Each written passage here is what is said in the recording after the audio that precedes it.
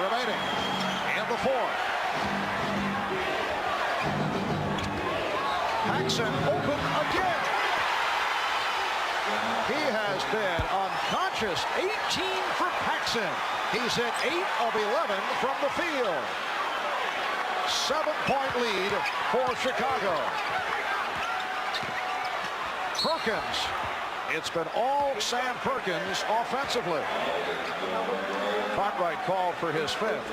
The Bulls execute their offense so well. A little scissor cut cross off the post. 2 defenders for the Lakers go to Jordan. Paxson wide open. The rest of the bench loves it. They execute their half-court offense as well as anyone in the league. Perkins 8 for 10 from the foul line.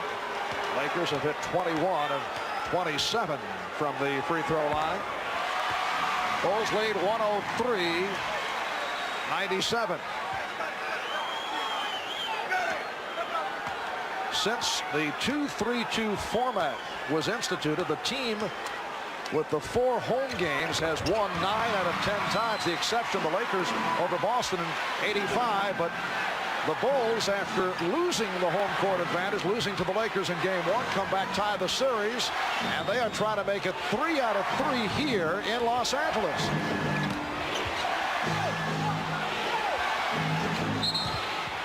Holding foul, says Jake O'Donnell. It went in, but will not count.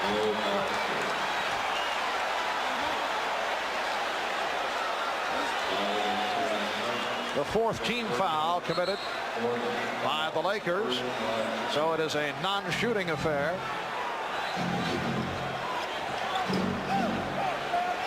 Jordan being played by Smith, and that's a traveling violation. Michael Jordan has been called for steps a couple of times this evening. It'll be Laker ball, but first a timeout taken with 1:25 remaining.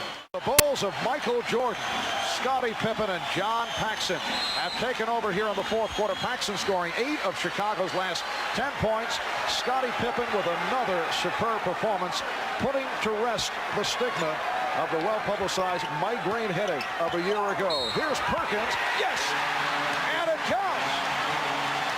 With a minute 13 remaining in the fourth quarter, the Bulls lead by 3, and Perkins will go to the line. The foul called on Paxson. Last thing you want to do is foul the shooter in this situation and give him an opportunity to make a three-pointer a different way.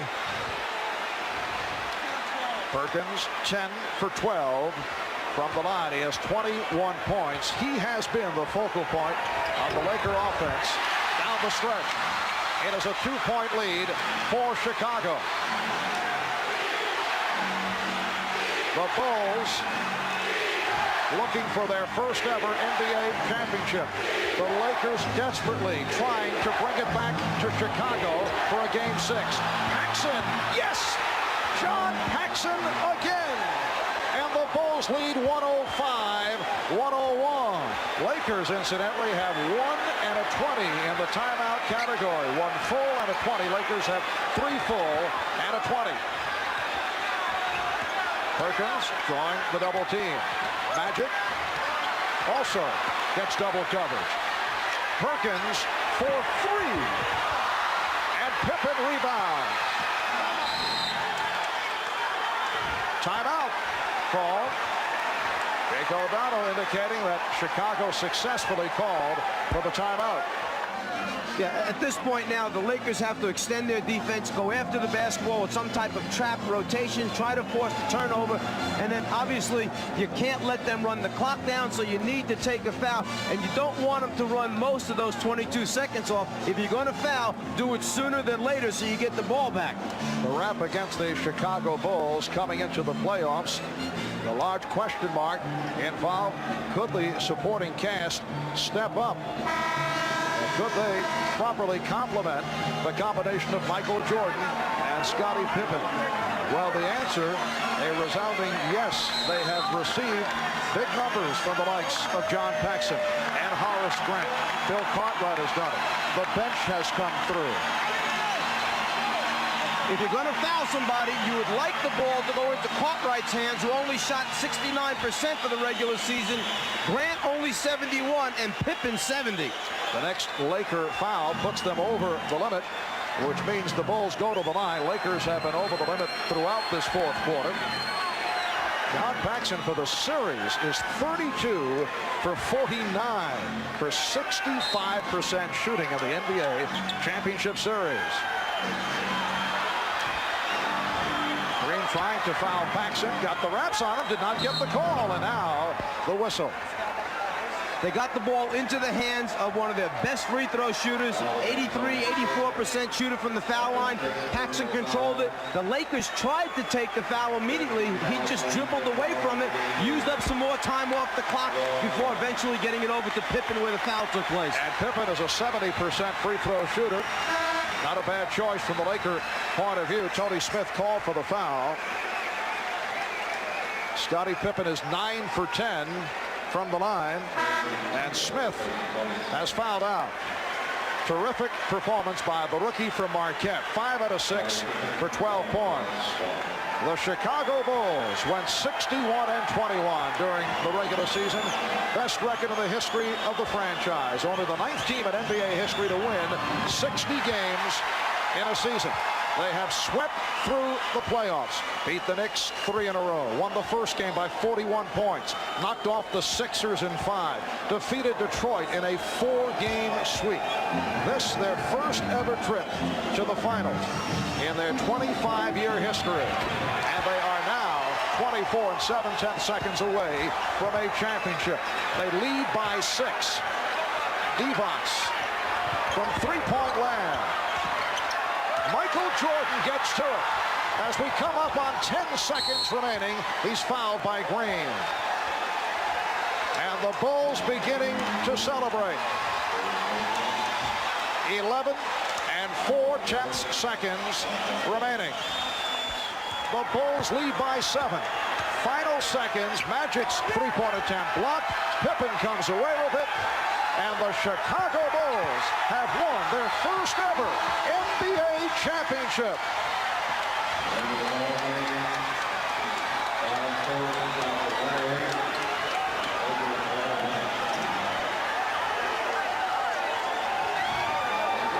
The Bulls greeted by a portion of this foreign crowd as they try to get back to their locker room. For the Lakers, a different story. The Chicago Bulls' domination of this series has to be considered a major surprise. Mike, there was no reason to believe that the Lakers would fall apart so dramatically. I think it was a combination of things. I'm not quite sure that everyone gave the Bulls the credit they deserved throughout the season. I think everyone felt the balance of power was in the West this year, that Portland, in fact, was the best team, and when the Lakers got by them, that the Lakers then were just going to put the Bulls away. But the Bulls team was a deceiving team. They did it with a very intricate offense in the half-court area, the ability to score in transition, and then the great team defense. And Michael Jordan has answered a couple of questions. There have been doubters over the years whether a team led by Jordan could win a championship, and it is so rare for a team that has a scoring champion to go the distance. Anyone who ever questioned whether Michael Jordan was willing to give up and sacrifice for a championship was completely wrong. It was a case that Jordan is such a great winner, such a great competitor, and wanted so badly. In the early stages, he took maybe too much upon himself, but only trying to win because he knew the supporting cast had not developed yet. But once they stepped up their level of play, the Pippen moving to a new level, Cartwright doing the job in the middle, Paxson knocking out the open shots, and then Grant blossoming into the player he did, then Jordan was willing to spread the wealth around. And the last time that Phil Jackson won a championship in the NBA, he was a member of the New York Knicks. And the Knicks clinched on this same court here at the Forum back in the 72-73 season when they were able to defeat the Los Angeles Lakers in 5. With the victory over Detroit in the Eastern Conference Final, the Bulls felt that they had grown up, they had matured, they felt the difference at that particular level was all about a mental state of mind. We discussed this in the past. They said that in previous seasons, the Pistons' mind games would get to them. Well, they got past that plateau. They came out very aggressively. Michael Jordan setting the stage in that series, and then they go on after losing the opening game at home. They go on to knock off the Lakers in 5. But wasn't it a maturing factor very similar to Detroit? They grew up.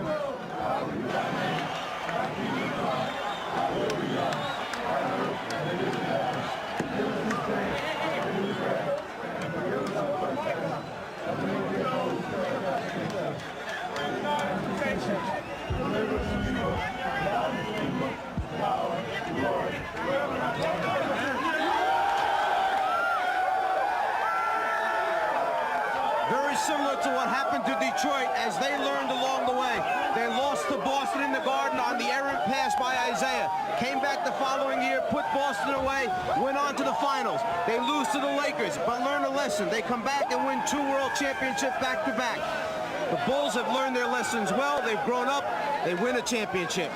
The celebration has begun in the Chicago locker room, and they are celebrating in Chicago as the Bulls take the Lakers in 5. I'm going to try and go down into the crowd and get to Michael Jordan. Guys, excuse me. Let me get through here. Michael Jordan is the unanimous MVP. He got all 11 votes. Here we are with Michael, surrounded by his mom and his dad and wife. Under the hat, that wasn't fair, but I'm covered with champagne. I can hardly see. Michael, what does it mean to you? It means so much. I mean, not just for me, but for the team, for the whole city. It's been a 7-year struggle out here. When I first got into Chicago, we started at the bottom, and every year we just worked harder and harder until we got to it. And, it's so gratifying. I'm appreciated so long in my life, for my family, for my kids, everything. It's the most proud day I've ever had. We read that when they broached the subject of the I'm going to Disney World commercial to you, you said only if all my teammates are involved. Yeah, I wanted that to happen, for them. They deserve it. Whatever I get, whatever financial situation I get from that, I'm gonna spread it amongst the team. I didn't want it. I want the team to have it. I want everybody to prosper from this whole event. It took a team to get to this point. Is there a sense of completeness and fulfillment for you now that might not have been there for all your other achievements before? Well, I wanted to get here. If I never got here, I would never have been disappointed about my career. But, it caps it off. It means a lot to me. It means a lot to the city. I'm just happy that I was able to be a part of history in the city of Chicago. Is there a feeling of a passing of the torch, Magic Johnson, to you? And did you have any words with him toward the end of the game? Well, I know we expressed our love for each other and the love of competition. He thanked me. He certainly was very glad for me. But passing the torch, I mean, the NBA has got so many players that represents them, and I'm just happy to be a part of it. And I think besides myself, David Robinson, Charles Barkley, all these other guys, is going to carry the label of the NBA from now on, and I'm just glad I'm a part of it. Do you have a quick thought about your husband's feats of daring do here? I'm just very proud of him, and I'm excited that they won the championship, and Chicago's very excited. He deserved everything. What are you going to do next? How are you going to spend your off season? With my family, play a lot of golf if she lets me. I'm just going to relax and enjoy this. Michael, congratulations. Thank you. All right, and we'd like to thank all of you for a terrific season of NBA basketball here on NBC.